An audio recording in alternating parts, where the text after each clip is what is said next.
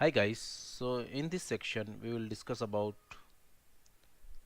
escape character and white space. So by default, web browser will recognize a single white space. So if you in this line you will give more spaces and will load our web page, it won't recognize. See, it's having only one white space, but you are given more. So to overcome this escape character, like this is the accept character, you want to give 5 white spaces, just you can use this. So now see, between and our, this is 5 space key. Sometime you want to use greater than sign. If you use greater than sign, it will uh,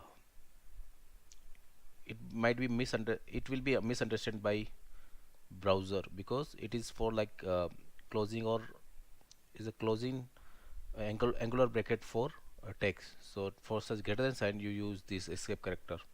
Okay, for like copy symbol you can use this, for trademark symbol you can use this escape character. So there is a list of escape character we can be used.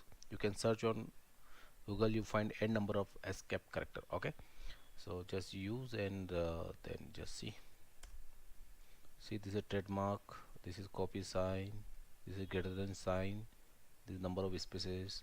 So you can there are different kind of escape character are available, so you can use and